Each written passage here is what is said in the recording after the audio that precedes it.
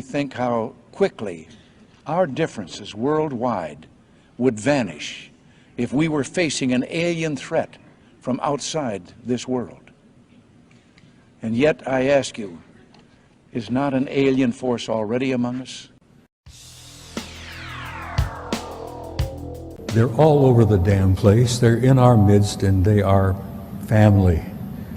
We're related to them because they were the ones that had a hand in establishing us as a hybrid race 100,000 years ago.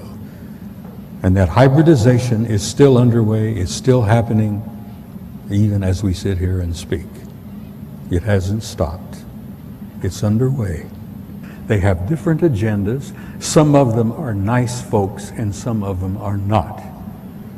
As I said, they have different agendas, but they're all around. The one in the upper left-hand corner there is another self-luminous object that moves all over the place. That object is over 2,000 miles long. It is an artificially constructed object, over 2,000 miles long. It's about 500 miles in diameter. Can you imagine a technology and a society that can build an object 2,000 miles long for 500 miles in diameter? Oh, this is an object that flew up and knocked the Soviet satellite out of orbit some years ago. The Soviets sent up damn first-rate satellite. No one believed me, even from those few people that I was able to share this experience with, that this is true. But luckily, with the development of the ufology and many great people out there that are doing the research and providing the video evidence. So as you can see, this is on infrared. That is why his black and white is from STS-63. 63, sorry, and they are trying to locate the Mir space station. They cannot locate the Mir space station because more than 100 objects are appearing and disappearing from the radar. Those are the same type of craft that I observed on the asteroid belt between Mars and Jupiter. And those are those balls of light that I was observing in those times, as you can see clearly, creating intelligent formation. And they wanted to take pictures of one of the moons. They wanted to take pictures of Phobos, one of the two moons of Mars. And while they were taking pictures, this object comes up from the surface of Mars, bumps the Soviet Phobos satellite, knocks it out of orbit, and it crashes. Next picture, please. What you see there is a picture of Phobos, the moon, and I mean artificial moon of Mars. And below it, you see an object that the Soviets said measured roughly 15 kilometers in length. An artificial object near Phobos, the moon, 15 kilometers in length. Next picture, please. That's the moon, 12 miles in diameter. The Soviets planned to land on it.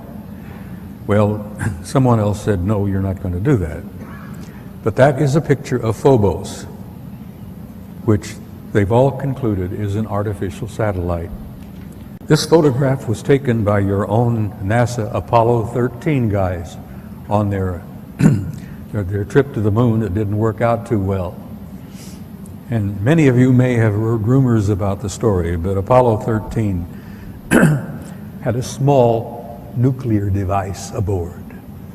And they had been told by the guys that ran NASA that they were going to land on the surface, going to place this small nuclear device.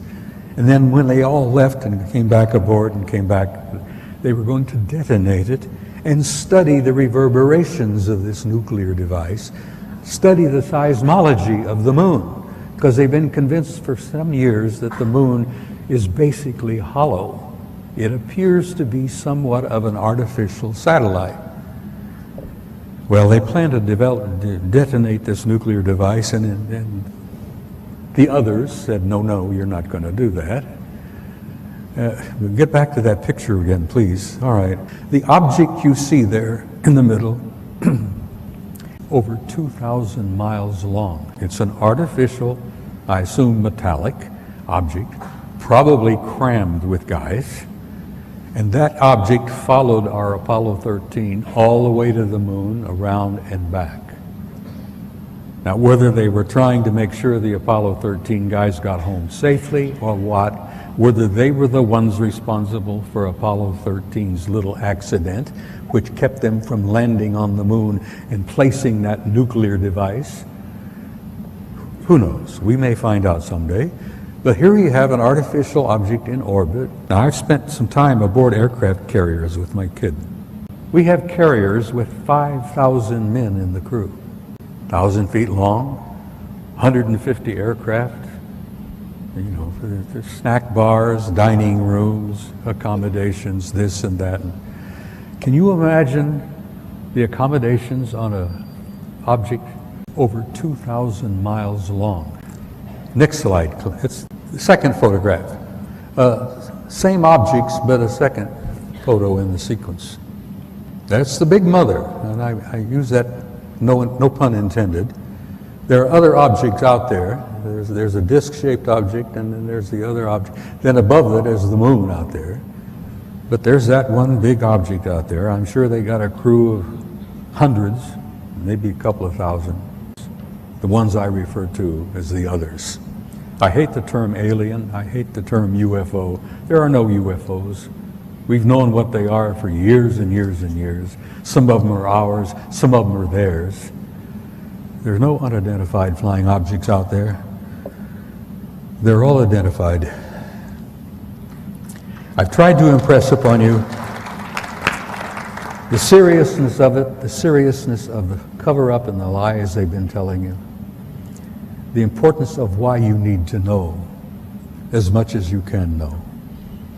And you need to be presented with the material because, damn it, you all deserve the truth. You have a right to know and you have a need to know because you are the people that this whole damn thing is all about.